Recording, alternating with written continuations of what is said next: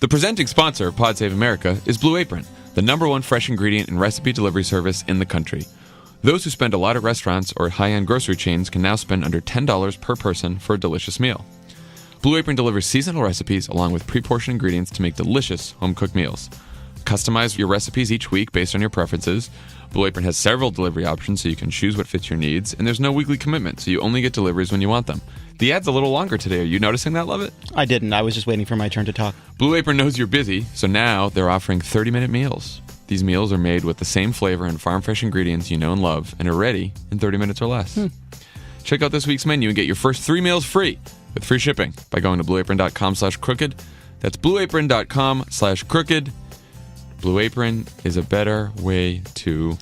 Jeff Sessions is the worst. Cook. Pod Save America is also brought to you by ProFlowers. Oh, we like ProFlowers. ProFlowers. Do you want to talk about a rose bouquet you recently sent to you by ProFlowers and your overall impression of it? That's what I asked for right here in the ad copy. John, I'd love to. Go ahead. I did not get it. Oh. But... You have before. I have before. They love ProFlowers and you have a special relationship. Look, ProFlowers sends me flowers on the regular, which is not something anybody else can say that they do. And I really enjoy it. You get this box and you open it and it's sort of like ready to go. And then you just have flowers in your house. And it's cool. Look, you guys know me. I'm not organized to the point where I in the morning go to the farmer's market for farm fresh flowers. That's not on the cards, and it will never be. Let's just face it. But I can have flowers in my house because ProFlowers sends these nice things, and you just kind of put them in a vase or a vase if you're pretentious, and you're all set. And guess what? Now we have a special deal. You can get 20% off any of their unique summer rose bouquet or any other bouquet of $29 or more. Their colorful rainbow roses are always a hit if you aren't sure what to send someone. Okay. Cool. ProFlowers bouquets are guaranteed to stay fresh for at least 7 days or your money back. You control the delivery date. Wow, that's in your hands, the delivery date. I've never felt such power. More bloom for your buck. More stems for your money? 20% off summer roses. They cut that because I asked them to. No, it's here. To get 20% off summer roses or any other bouquet for $29 or more, go to proflowers.com and use our code CROOKED at checkout. That's proflowers.com, code CROOKED. Don't wait to make someone's day. Don't wait.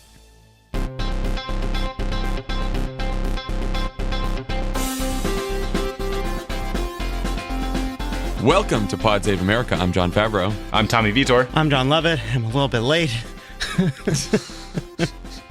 Lovett missed the time for today. Look, it was a holiday weekend. There's a lot going on. Did I see an 8:30 calendar invite? Yes, but did I still in my mind make it 9 o'clock? You bet I did. You bet I did. But I drove like the wind, guys. Tommy's joining us from Salt Lake City, where we were this weekend. Our friend Shamik Dutta got married, so Tommy's hanging out there. You guys officiated. We did. We did. Tommy and I officiated the wedding. It went very well. By the power invested in bros. It's actually by the power vested in. Power vested. That's right. You know why? Because I had invested, and Tommy corrected it before the ceremony. I would have sounded very critical stupid. typo. That is really, yes, and I'm glad you corrected me. I wish it hadn't been on the podcast, but it's done now. Yeah, well, there you go. Okay, guys, on today's show, we will have New York Congressman Adriano Espaillat, who will be talking about Trump's decision to end the Deferred Action for Childhood Arrivals program, which just happened within the last hour. Okay, let's first talk about other pods. Pod Save the People is out today. On Tuesday, DeRay is talking to former Education Secretary Arnie Duncan, as well as the candidate for Georgia Governor, Stacey Abrams. Oh, that's great. I'm excited about that. I know, me too. I want to have her on this podcast, too. It's out right now. You can download it. Oh, awesome. Tommy, who's on Pod Save the World this week? Doug Lute, who ran the Iraq and Afghanistan war for President Bush, stayed on with President Obama. We talked about what that was like, what he learned over 35 years in the military, 6 years in the White House, and 2 years as the U.S. ambassador to NATO. So he's a person who sees the whole field and understands these issues like very few others. You will not want to miss it. Excellent. We will all check that out. Okay, so I want to talk about DACA, but let's start with North Korea, because we haven't talked about that yet. And Tommy, we have you here, so we're going to ask you all about it. On Sunday, North Korea tested a hydrogen bomb about 7 times stronger than the bomb that the U.S. dropped on Hiroshima. It is the country's 6th nuclear test. This follows the North Korea's launch of a missile into Japanese airspace on August 29th. There's also reports that they may fire more intercontinental ballistic missiles soon as well. Lovely. Tommy, I know we probably can't pinpoint this exactly, but what do we think Kim Jong-un wants here? What is his game plan, or at least what are some of the possibilities of what he's trying to do here? Literally no one knows. I mean, there's a theory that they think having a nuclear weapons program and having an ICBM capability where they could actually launch a nuclear-tipped ICBM that could strike the United States provides them a deterrent that they think will protect the survival of the regime.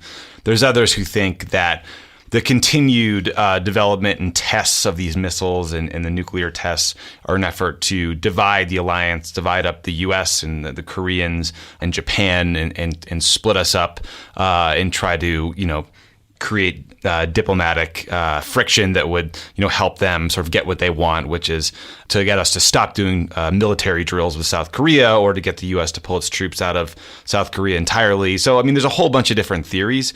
I think the best quote I've seen on this is that anyone who claims to know what he's thinking is probably lying, or if they really, really know, you're deep in the bowels of the CIA and you're probably not going to say anything. But it's an incredibly dangerous situation. Yeah, it sounds like it. I was reading in the New York Times, that they said the conventional wisdom thus far has been, like you just said, it's a defensive measure. It's to prevent regime change. But then I thought that there's some people in the Trump administration are now thinking that it's getting a little worse, which is potentially he can use this as blackmail. The worst case there would be, let us invade South Korea or else we'll nuke Los Angeles, kind of thing. Or at least they're going to try to get away with smaller military provocations now, knowing that they have this nuclear arsenal if anyone tries to fuck with them. Right. I mean, that's always sort of been one of the broader concerns about proliferation of these weapons generally, is that you don't necessarily have to launch a nuclear weapon to use it. You could give it to a terrorist group. You could, sort of give it to some other bad actor. You could, use it as a cudgel that you hang over your adversaries and take increasingly caustic steps and, do things that you might not be able to get away with before. So there are a lot of scenarios here. None of them trend in a direction that feels safer. all of it is getting worse. And this was their sixth nuclear test, but it was by far their most successful one. It's not clear if it was actually a hydrogen bomb. There's some experts think that it was a boosted conventional nuclear weapon, which is it's still bad. It's still a very successful test. But the hydrogen bomb we tested at the Bikini Atoll in the 50s was like 1,000 times more powerful than what we dropped on Hiroshima. So they've a ways to go before they are truly threatening us like China does or like Russia does. But they're moving quickly. They're progressing quickly, and that should be worrisome to everyone. It clearly is to the Trump administration. I mean, when you read General Mattis's comments, when you read Nikki Haley's comments, people are seized with this. They're very worried. The problem is that Trump's response is not helpful. I mean, tweeting criticism of the president of South Korea, essentially calling him weak for wanting to have a conversation, is not helpful. Floating that we're going to cut off all trade with anyone that does business with North Korea is not remotely feasible and is not helpful. So there are these splits in the alliance that are developing that are the direct result of the things he's saying in response to these actions. But at the same time, what is helpful? Because we've had several presidents who aren't Donald Trump who they've tried the diplomatic approach, they've tried the threatening approach, from the Clinton administration, the Bush administration, the Obama administration, things have progressed. And it seems like, is there any hope for any kind of a change? It just seems like we're moving inexorably toward a nuclear-armed North Korea as a defense against regime change, and they don't seem bent on stopping, and we don't seem to have the tools to stop them. Well, I mean, look, how we ultimately resolve this is the hardest problem in all of foreign policy. But I don't think it's hard to say that attacking the president of South Korea in the midst of all this is an unhelpful thing to do. I don't think it's surprising to say that threatening to pull out of the U.S.-South Korea free trade agreement in the midst of all this is unhelpful. It's what has been useful in the past is getting all the relevant actors in these talks and these processes on the same page and approaching North Korea with unanimity and going to the UN Security Council to get more sanctions with unanimity and using diplomacy and whatever other tools we have to get sanctions or to try to pressure the Chinese to reduce exports of oil or stop selling them coal. I mean, there's a whole bunch of additional economic pressure steps that we could take that get harder when you have a president of the United States that's seemingly more interested in tweeting criticisms of China or South Korea than like engaging them in a serious dialogue to try to get them to take the steps we need. That's sort of what I'm getting at. Yeah, I mean, it's funny because in the outline I have, let's talk about the Trump administration response and then Trump response, because insanely those two things are different. They're very, very different. So like you were saying, Tommy, like his response was to attack South Korea on Twitter and to suggest cutting off the United States trade relationship with China, which is our biggest trading partner, and like not just not feasible, but like economically catastrophic for the United States. It's like Nikki Haley and Mattis and Kelly have a Snapchat filter that makes Donald Trump Mitt Romney. So I mean, but like if North Korea was able to take a bunch of steps that got the U.S. and China into a trade war, that's a big win for North Korea, and it's a big loss for us. Right?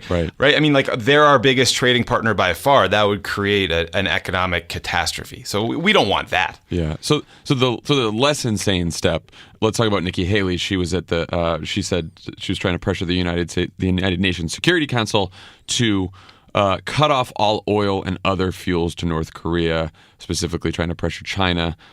She also said the time has come for us to exhaust all of our diplomatic means before it's too late.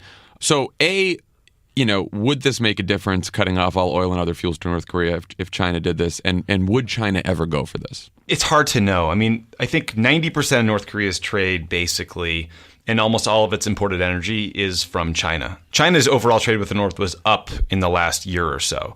So there's some questions about whether this would only hurt regular people in North Korea who need to take a bus from one town or the other, or need energy to heat their homes, because the military is assumed to have stockpiles of energy that will last them a significant period of time. There's also concern that they may lash out and do more. So, I mean, I think those are probably risks you have to take to increase more pressure on North Korea and on their military. But, there's no guarantee, like Lovett was saying earlier, that any of those things are actually going to work and solve the overall problem. So South Korea's defense minister on Monday said it was worth reviewing the redeployment of American tactical nuclear weapons to the Korean Peninsula to guard against the North. What does that mean? Is that a good or bad idea? Would that ever happen? A tactical nuclear weapon is one that is in some way small enough that it's seen as being able to be used on the battlefield. So if there were a big tunnel that was used to get forces from one point to another, or I don't know, some sort of like route that they were going through that you might be able to take out completely, you could use a tactical nuke. I think it sort of sounds insane on its face. I think a lot of these things you want to throw into a bucket of things that are designed to sort of reassure the South Korean government or military or people that we're on their side, that they'll help them, that will continue to escalate. But, you hear these things that are getting floated, like requesting permission to increase the payload on South Korean missiles so that they can, use them more effectively against North Korean targets. I mean, all of this is so escalatory in a region that is fraught and tense to begin with. I mean, none of it sounds good. Like all these things that we're talking about are military solutions, and there's seemingly no diplomatic track going on, and you have a president tweeting that talks are weak and that, talking is not the answer. One thing I saw people talking about over the weekend is the larger context for this kind of diplomacy. And people were noting that Libya, Iraq, that these are examples of countries where Kim Jong-un can look at these countries and say, if I don't have nuclear weapons, this is my fate. How much damage to our ability to convince someone like Kim Jong-un that giving up nuclear weapons peaceably is the best step he can take for himself personally has American policy of regime change caused? It's a great question. I think obviously Iraq was seen by most people as a disaster. I think the more and more you step back from Libya and hear the way it's talked about in scenarios like this, with Gaddafi sort of being literally killed in the streets because he gave up this capability, it does make you step back and wonder and rethink. I mean, ultimately that was, supposed to be a humanitarian intervention to save, several 100,000 people in Benghazi from getting massacred by Gaddafi's troops and forces. And it escalated into a broader NATO mission that ended up toppling the government and leading to regime change. But yeah, I mean, look, it's a whole part of the list of unintended consequences that come from these things. So for all the shit that Republicans have given Obama over the years about red lines, it seems like with North Korea, Trump is sort of drawing and then erasing red lines as this crisis progresses. It seems like the latest is Mattis saying that basically the new line is if we're threatened with attack. And I was sort of confused, like, what does it mean to be threatened with attack? Like, at what point does it seem likely that we would strike North Korea or take some sort of military action? Yeah, I'm confused by, it seems like apparently we're now defining red line as only when you say, here's my red line. But it does appear to be shifting. I was not entirely sure what that meant either, because it seems unlikely that they're going to say, hey, here's the ICBM with the weapon on it. We're going to attack you now. And then you would sort of preemptively respond. North Korea issues threats against us on a semi-daily basis. Right. Yeah, they have the most over-the-top rhetoric in the history of the world. At the end of the day, these guys have so much artillery pointed at Seoul, where tons of American civilians live, where we have 28,500 U.S. service members serving.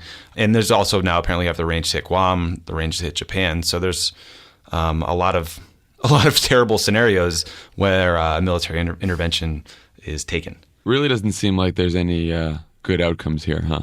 Happy Tuesday, everybody. No, diplomacy won't necessarily solve every problem, but there was always seemingly some value to having an ongoing diplomatic process. Like talks in the Middle East between the Israelis and Palestinians could sort of calm things. I think, that was not necessarily the case in North Korea. Like there were talks and then their North Koreans were cheating behind the scenes, and that was incredibly problematic. But there has been no diplomatic track that we've seen, and I think that has made things worse. So just like one last thing on North Korea, are there any Hail Marys, totally out there policies, totally new approaches that people are talking about? Normalizing relations, doing something completely unexpected or, that had been considered unacceptable or not appropriate for a long time because we're in this desperate situation in which nothing we have done in the past seems to have worked. The one I saw was Henry Kissinger has apparently been pitching an idea where we go to the Chinese and say, we talk about what happens after the North Korean state falls. And we commit to them that we will pull U.S. troops out of South Korea. We will get our guys off the peninsula so they don't view this as sort of American military just creeping north closer and closer to their territory. That's sort of like the one kind of interesting Hail Mary that I've seen. I don't have an opinion on it because what the hell do I know? But right. Yeah. But so to answer your question, that would be about convincing China to do what they've been afraid to do, which is actually put the economic screws to North Korea to the point where the state would collapse. It would be a terribly punishing thing for the millions and millions of people there. But that would, because that's Henry Kissinger, but that's one idea for something different. Yeah, it would be terribly punishing in the short term. I guess he could maybe argue that in the long term, not having to live under Kim Jong-un is beneficial. But yeah, it's all about them, their overarching concern being that the North Korean state collapses, millions of refugees go over the border, or the peninsula reunifies and suddenly an American ally is right on their doorstep as opposed to having a buffer of North Korea between the two. But, I have no idea if they would listen to that or not. Yeah, it seems like China has to become more concerned about a nuclear attack launched by North Korea than they are about a refugee crisis or the United States and South Korea sort of being at their border. Yeah. Well, luckily we have the deal maker, the great Trump, able to deftly navigate these delicate issues. Wonderful. When we come back, we will talk about another happy topic, Jeff Sessions' announcement that Donald Trump will end the Deferred Action for Childhood Arrivals program. We will cover that as soon as we're back.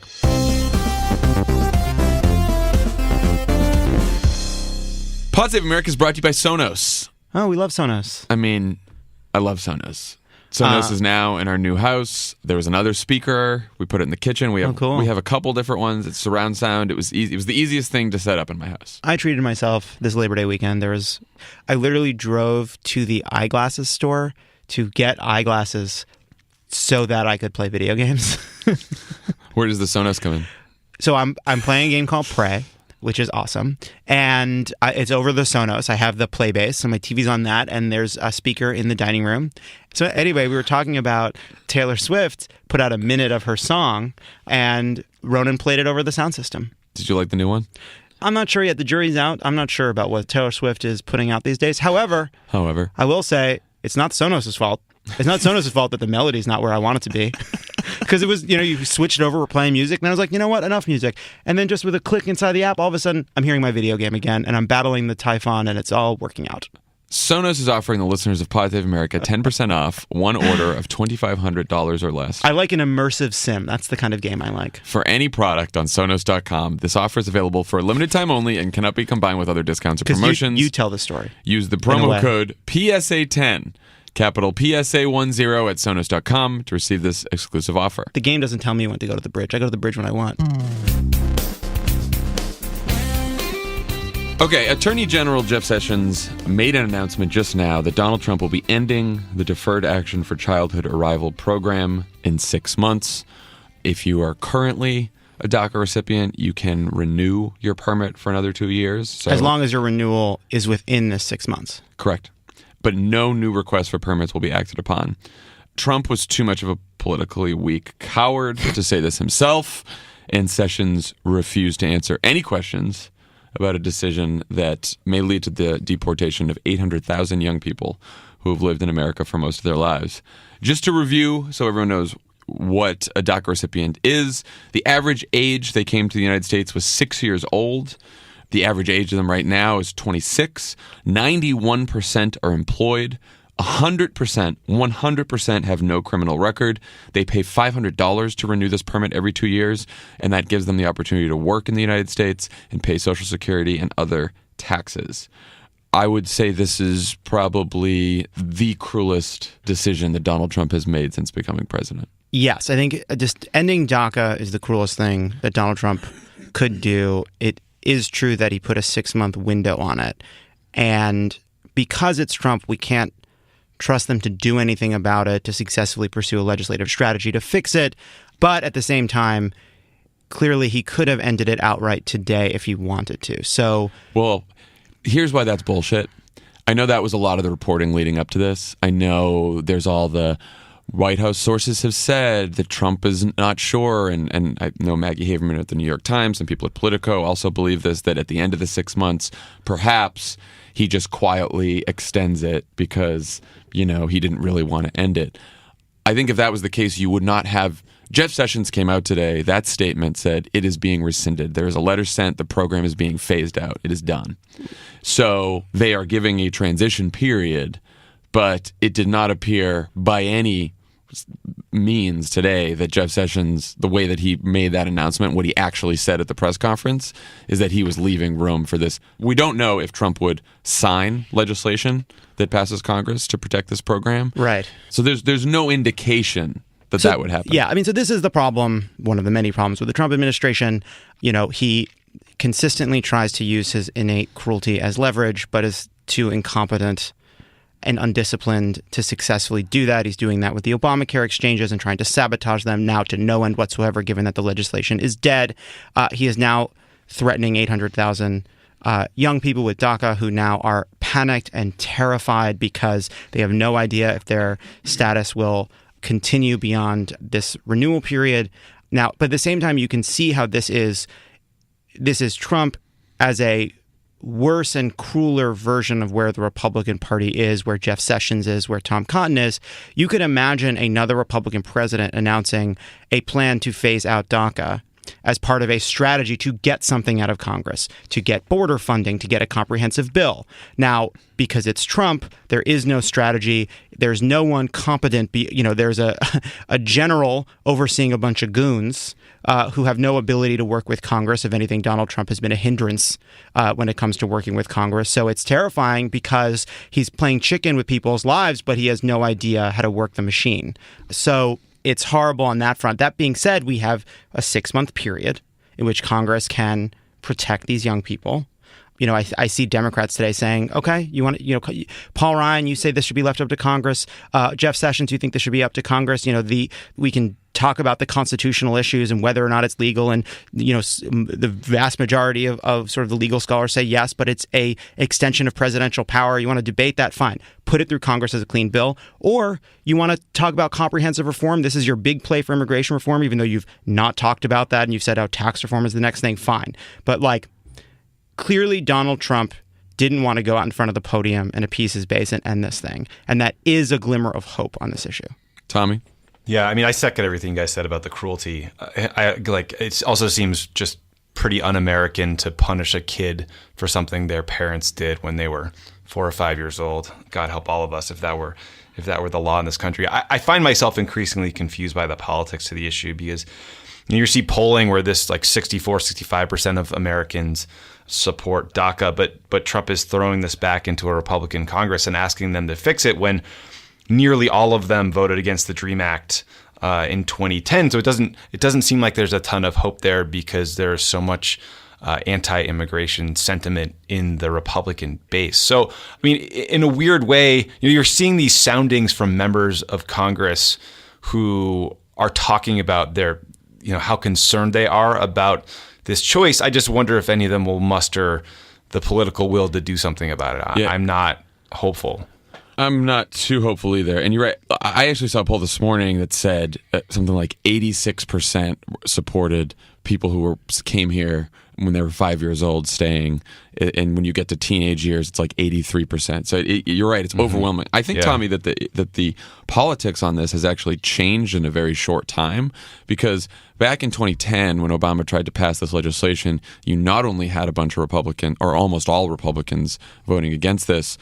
John Tester voted against it in the Senate. Joe Manchin wasn't there for the vote, but said he would have opposed it. So you had some Democrats even opposing this as well. I don't think you'd find any Democrats today who would oppose this. I think the politics have shifted. And you had Paul Ryan, Orrin Hatch, some others say President Trump should not do this and we should fix this legislatively in the Congress. But whether they'll be able to do that or not is, we don't know. As Levitt said, there's a 6-month window. I think that 6-month window is probably, that's up to now us, to activists, to everyone else to put enormous pressure on Congress to do something about this. John, what do you think Democrats should be doing right now? What should our position be? Our position should be introducing another version of the DREAM Act or whatever we were saying this on Thursday. There's a version of the DREAM Act that Dick Durbin and Lindsey Graham introduced. It's a bipartisan bill. It's a very good piece of legislation. It would protect all these 800,000 young people, and they should introduce it. And Democrats should be pounding the pavement on it every single day. They should demand it. They should scream it from the rooftops. Yeah, I agree with that. At the same time, right, the politics have changed. Democrats have shifted to the left. There was this video circulating over the weekend which showed George H.W. Bush and Ronald Reagan debating basically this issue. And both of them kind of bending over backwards to show that they were more compassionate, which was a totally reasonable thing to see. And look, these are not two people that I think were particularly compassionate in their policies as president, but there you have it. It seems like the Republicans in a lot of ways have shifted to the right. Democrats have shifted a lot of ways to the left on this issue. Okay, so we're going to say, give us a way to make these kids, let them stay. You have a 6-month window, let them stay. And then if Republicans haven't gone for that before, Paul Ryan says, let's have a legislative solution. Of course, he voted against the legislative solution when he had the chance. Right. So Trump and the Republicans come back and say, we want border security, we want a wall. I mean, what do we say to that? Do we say, we'll be for that as long as these kids are protected? We'll be for that as long as you do something for these kids and the other millions of people who are here? I mean, do we give in to this wall nonsense to try to get something through Congress? That's where I think the politics are so strange from the White House. It's because you have keeping DACA as a very popular program, funding a wall that people increasingly believe will not work in any way is not as popular a program anymore. So I feel like he's thrusting Republicans into a very tough political situation, whereas Democrats can just push for a straight DREAM Act type legislative fix, right? Yeah, well, I mean, exactly, Tommy, because Lovett, what you're saying is it's so hypothetical right now because there is no unified Republican plan. There is no plan on the table at all. Right. There is a few Republicans who said maybe we get a wall down payment and then pass a version of the DREAM Act. but not every Republican's on board with that. Not even a majority of Republicans are on board with that. Tom Cotton is saying he'll only do it, pass the DREAM Act, if you curb legal immigration and lower immigration levels, like in the plan that Stephen Miller wrote. But that's only Tom Cotton. There's some people who would just do a straight DREAM Act bill, like Lindsey Graham. So you don't have a unified Republican position on this. So Democrats, there's no reason that Democrats should start negotiating against themselves already when there has not been. The Republican Party broke this, and now the Republican Party has to offer a plan to fix it. That's where we should start right now. Okay. I agree with that. Yeah, this is the Trump problem because, Ben Smith wrote something in BuzzFeed over the weekend, which I thought was good. He says, Donald Trump always shoots the hostage. Right. That he has this leverage, right? On Obamacare, he had leverage over the exchanges.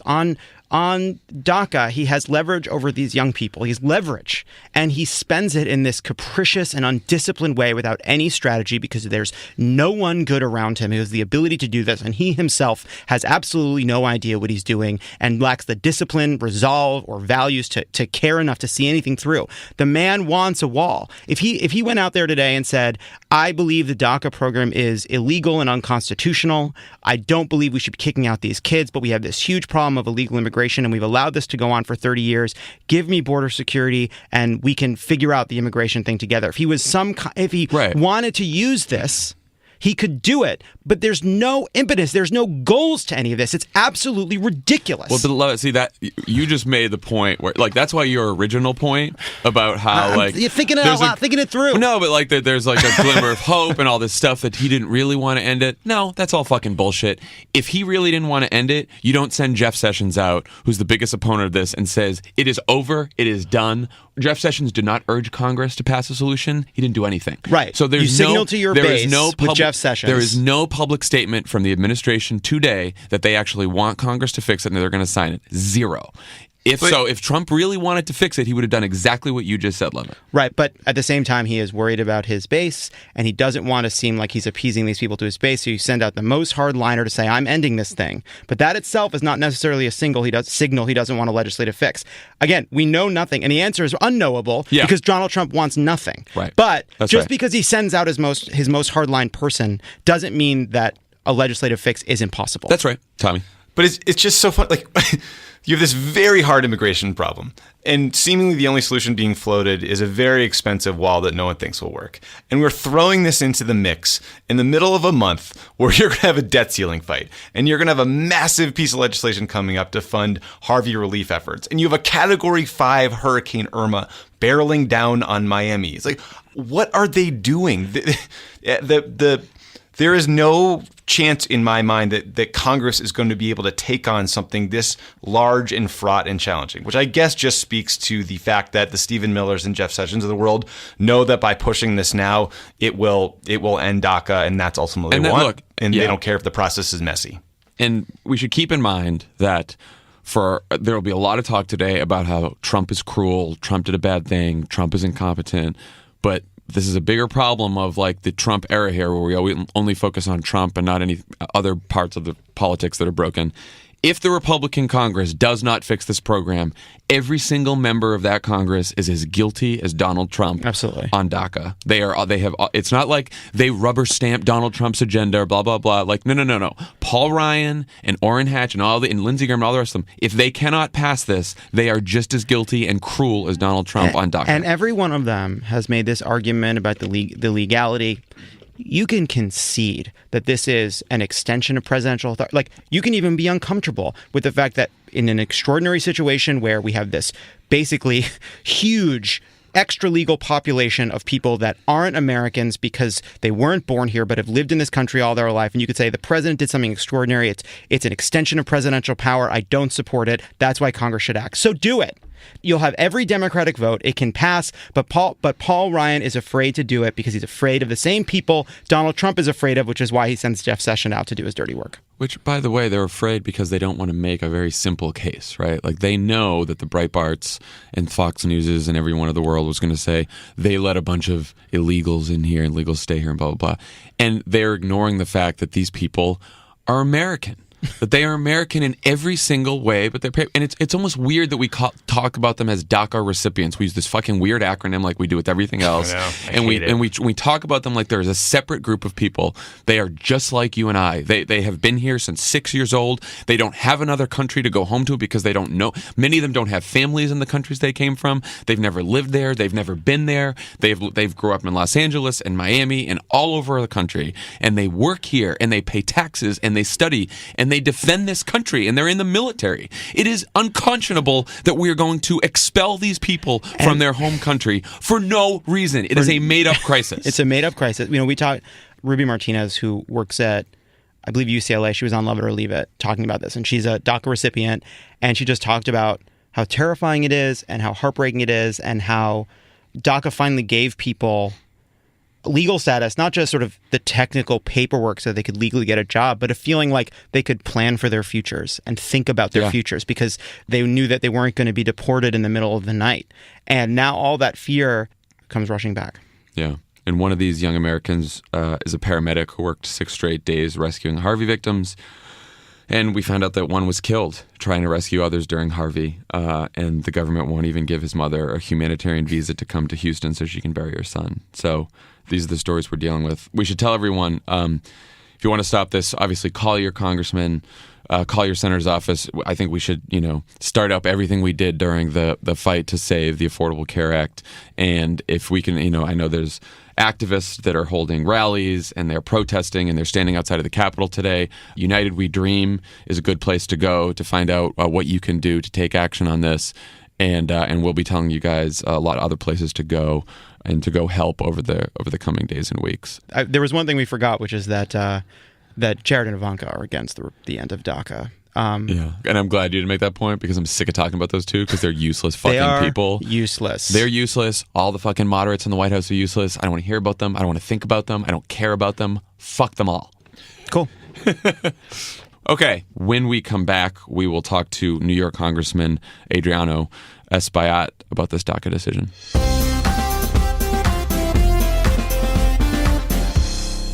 Pod Save America is brought to you by Policy Genius. Many people don't know this, but September is National Life Insurance Awareness Month. You know what?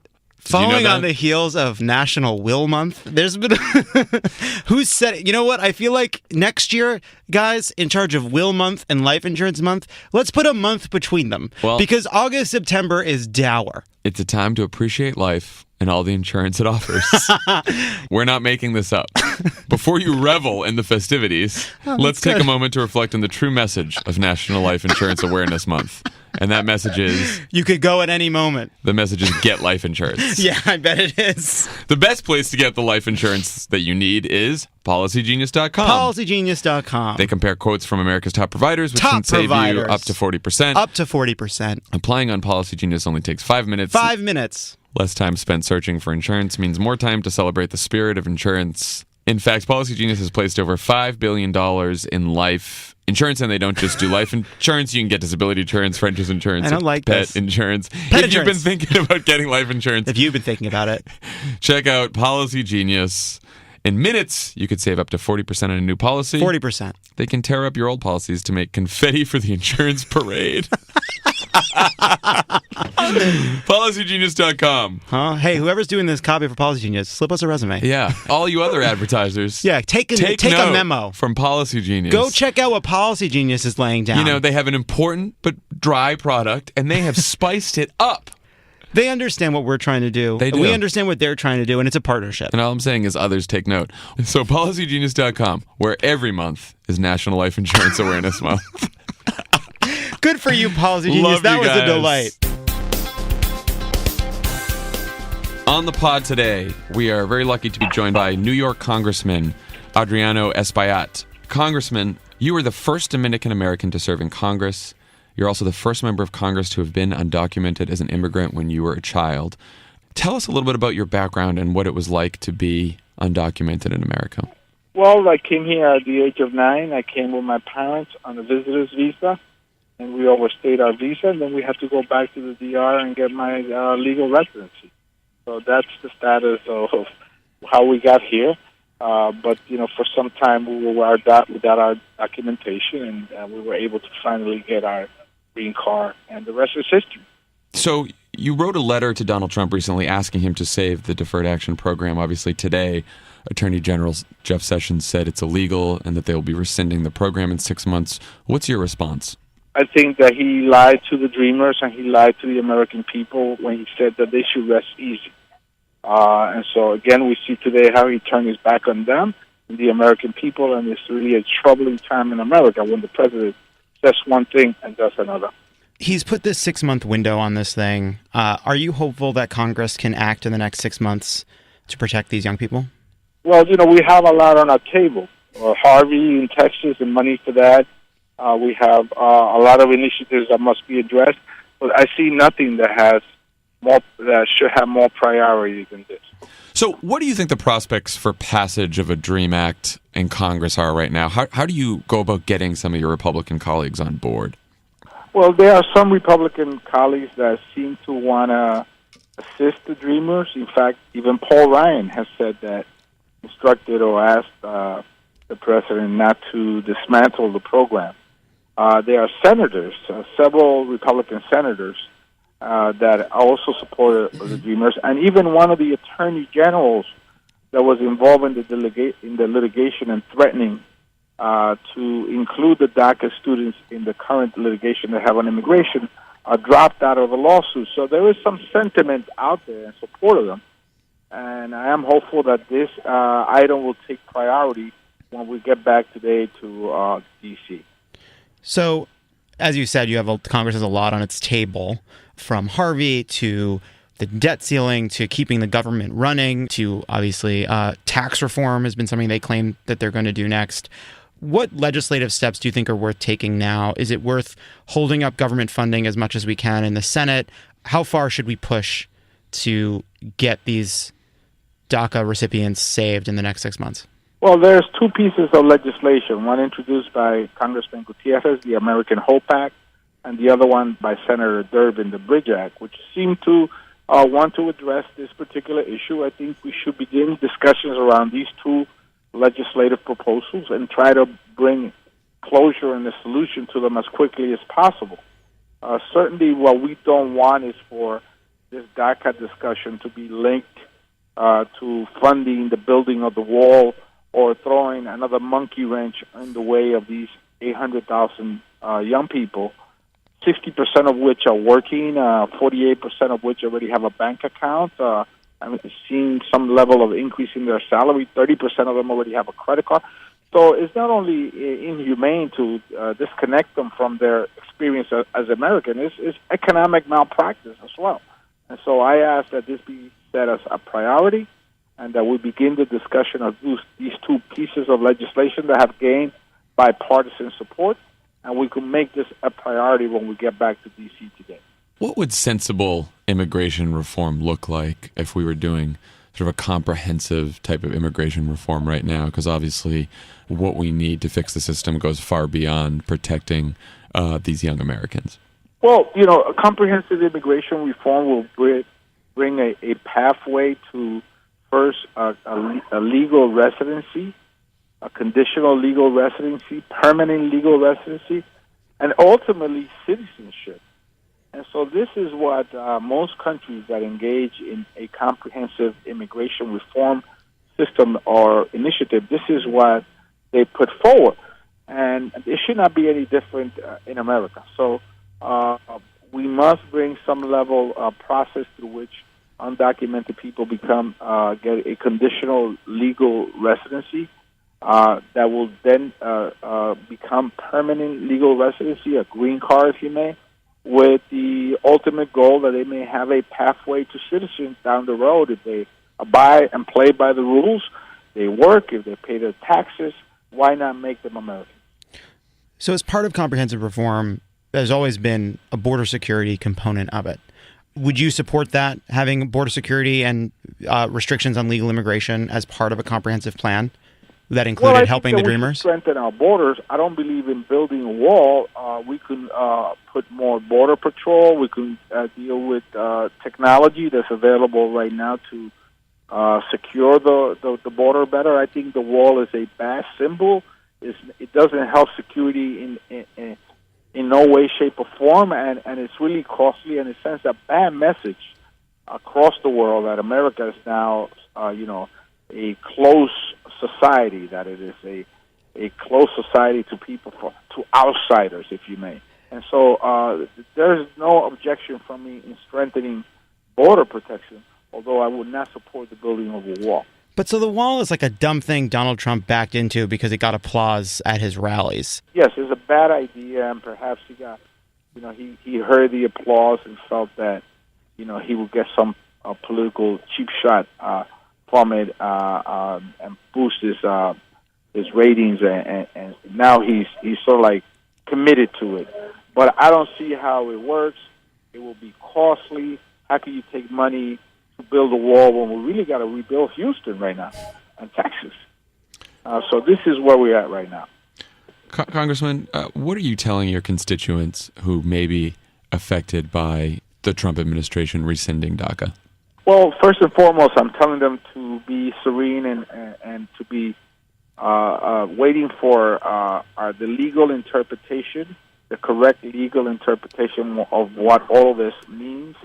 We're looking to see how we will counteract this, both politically and socially. But most importantly, each person should feel reassured that we have the social service safety net of legal services that will be able to interpret what this means to each and every one of them, because every case, of course, may have different circumstances. Congressman, thank you so much for joining us. Thank you. I appreciate that. Absolutely. Have a good day. Take care.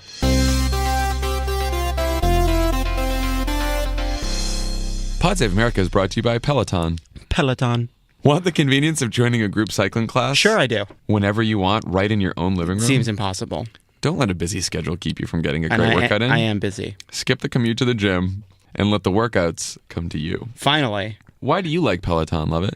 So I have a Peloton bike. Mm-hmm. So I like going to the gym. Look, I'm not gonna pretend I don't like going to the gym. It's part of my routine. You're a gym rat. I don't know about that, but I like going to classes, right? And it's 7:30 a.m. I got a meeting with John Favreau and Tommy Vitor, and they're punctual. And now that I'm not a writer anymore, I'm punctual.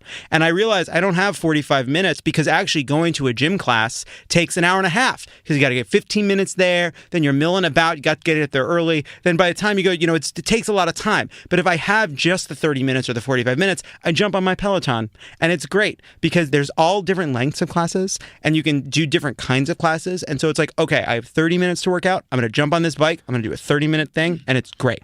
So I recommend it. The only thing Peloton can't seem to do is take the cheeseburger out of my fucking hand.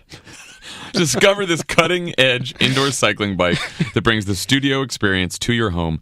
Peloton is offering listeners a limited-time offer. Go to PelotonCycle.com, enter the code PodSaveAmerica at checkout. That's the code. PodSaveAmerica is the code. Get 20% off accessories with your Peloton bike purchase. Get a great workout at home anytime you want. Go to PelotonCycle.com, use the code PodSaveAmerica, and get started. And of course, Pod Save America is brought to you by the Cash App. The Cash App. You can send and receive money from the convenience of your phone, links directly to your bank account. We love it. I'm just trying to think if there's any grievance I can sort of exploit Game of Thrones here. is over. That has been tough. Everyone's got all their wine. That's been tough. Saw Mike O'Neill this weekend at Shamik's wedding. Oh. He talked about sending you a bottle of wine to finally shut you up. He also sent me a crate of bucatini. That's right. He told me that too. And he doesn't know this yet. And I don't know if he's going to have listened to this in time, but let's just say he's got something in the mail from his friends at Crooked Media. Oh, that's great. That you know about because it's from you too. That's right. I do know about it. And I was not asked yet to pay for it via the Cash App. And you won't because it's a company expense. Anyway, Cash App. Download the Cash App. You get $5. $5 goes to Hurricane Harvey relief efforts. Yep. We're still doing that. We're still doing it. The code is PodSave. The code is PodSave. Do it today. Today. We love the Cash App. We're switching to the Cash App. It's the easiest way to pay people back. We're doing the Cash App now. We're not doing the other ones. Cash App. So, Love It, there's a great story in the New York Times by Neil Irwin. It was on Sunday that I would encourage everyone to read. It tells the story of two janitors making comparable pay. Gail Evans, who worked for Kodak in the 1980s, and Marta Ramos, who works for Apple today. Here's a big difference. Evans was a full-time employee with 4 weeks paid vacation. Kodak reimbursed a portion of her college tuition. She was mentored and trained by other people in the company, and she ultimately became chief technology officer at Kodak. Ramos, on the other hand, is a paid contractor, hasn't taken a vacation in years, can't afford college, hasn't received any bonuses, and has no opportunity for advancement at Apple. Yeah, and what's interesting is they roughly make the same. Yeah. Even accounting for inflation, basically, they have the same income, but just one of the jobs is upwardly mobile and the other is not. And it's basically a story of how companies are driving inequality today by paying middle and lower wage employees less than they used to and outsourcing work to cheaper part-time contractors. And I thought it was interesting in the context of the tax reform debate that we're having today. Trump is meeting with his 2 White House aides who are former Goldman Sachs executives, as well as Republican congressional leaders, to talk about tax reform. And the main plank of reform is bringing the corporate rate down from 35%. Trump wants 15, Congress wants 20, 25, whatever. They're going to pay for this, pay for some of it, because they might not pay for all of it. It might just blow up the deficit. But they want to pay for some of it by possibly taxing workers' 401k contributions, cutting home mortgage deductions, penalizing voters in the highest tax states like California and New York. By getting rid of the local and state deduction. Correct. So I can't believe that this dream team of Mnuchin, Cohn, Ryan, and McConnell landed on reducing corporate tax rates by increasing taxes on everybody else. The thing about this is so outrageous is it actually also goes to their Medicaid cuts too. It is so ideological to the point of being self-defeating. We actually do have a corporate tax rate problem in this country.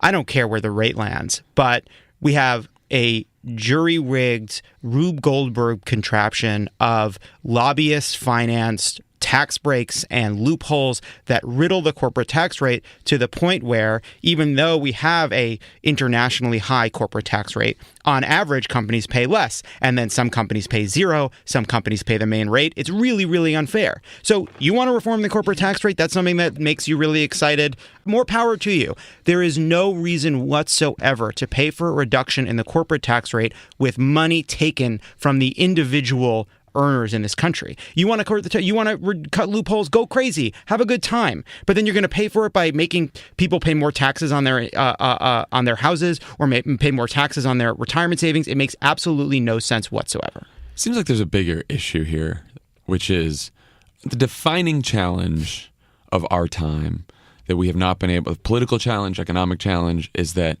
we do not have an economy that is providing for average workers. We have not figured out how to respond to globalization as a country and what to do about companies that are outsourcing jobs, that are using automation technology. We've talked about it on Pod Save America a million times.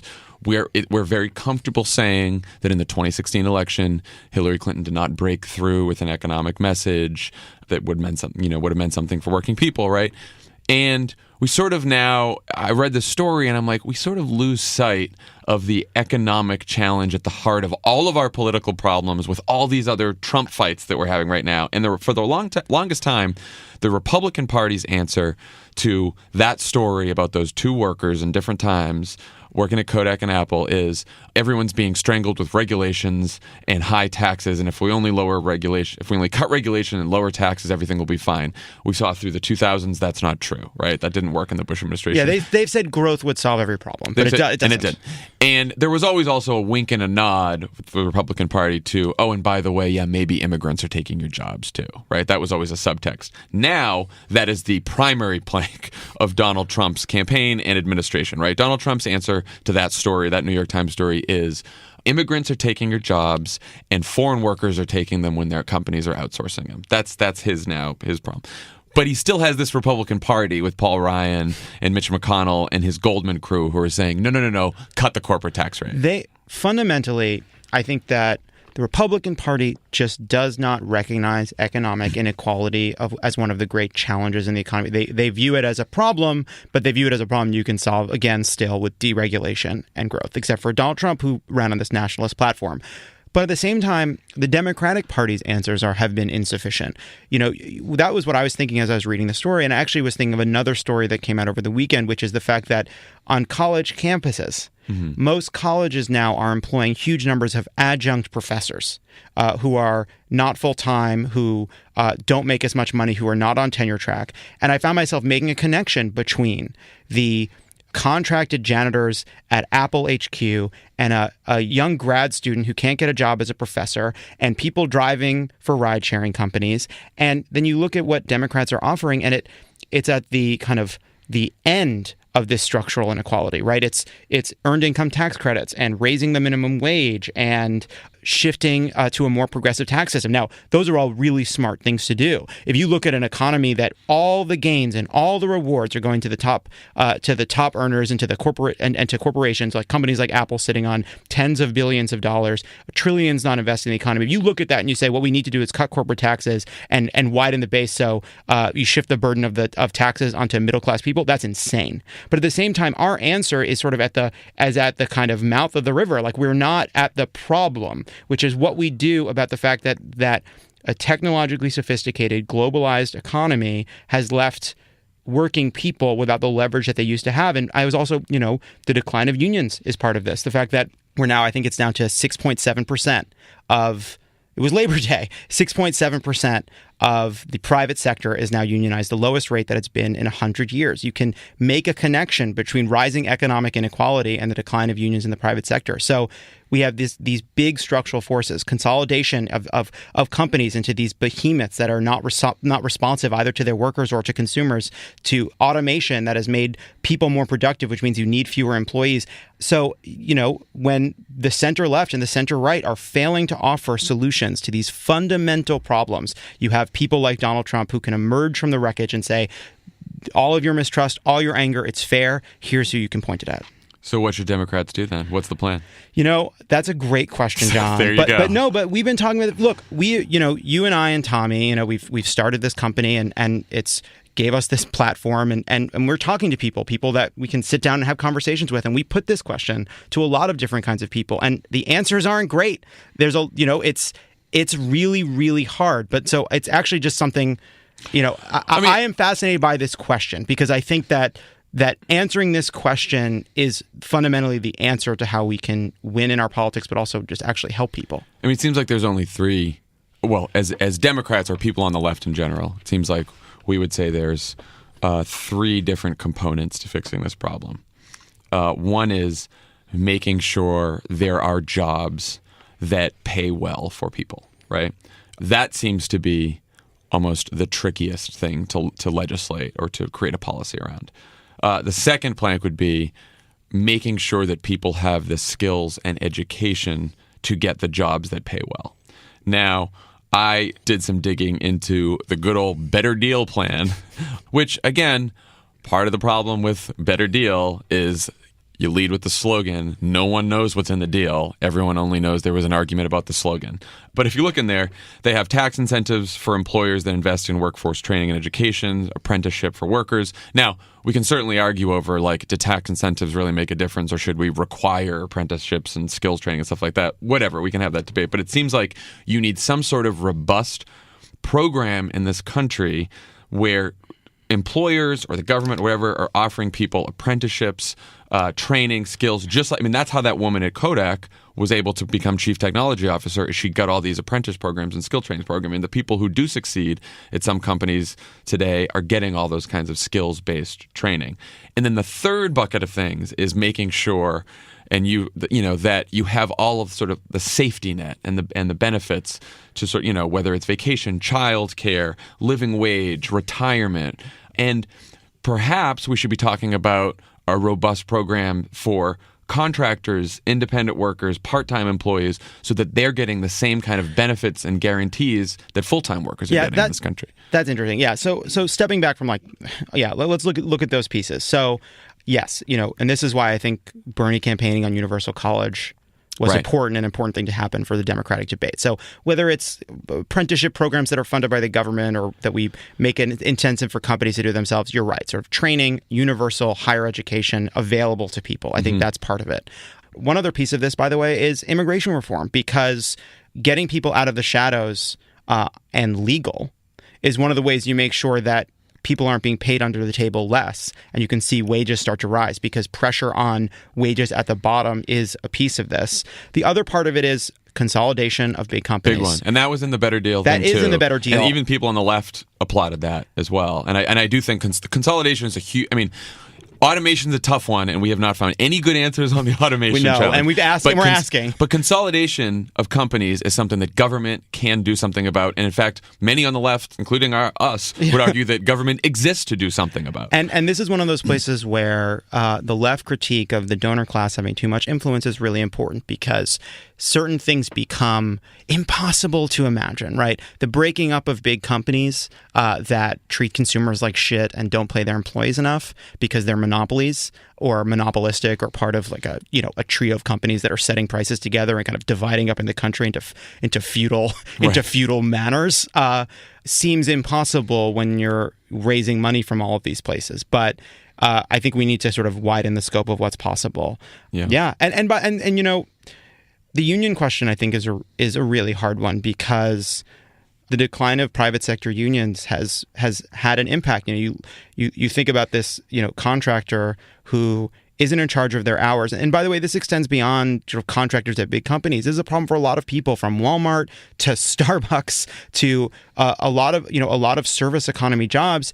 It's not just that they're not making enough and the minimum wage isn't high enough. People can't count on their hours. They can't count on a promotion. It has no, you can't build a life when your shift is going to be moved around. So figuring out ways to protect people, and that can't always come from the government. It's very difficult for the government to regulate how a company sets its hours. I mean, I think Elizabeth Warren has a bill about making sure that there's notice for when people's hours were shifted. I don't really know the details, honestly, but that is about unions. That's what unions used to do, to make sure people got paid when they showed up to work, and that they could count on a reasonable day and a reasonable wage. So, these are really hard questions, and Donald Trump lying to people doesn't fix them. Yeah. No, I mean, I brought up the story because this is the central challenge of our time. It is what is on voters' minds, whether you voted for Trump or Clinton, or at least some people that voted for Trump, some people that voted for Clinton. It is a top issue on voters' minds, what to do about the challenges of globalization.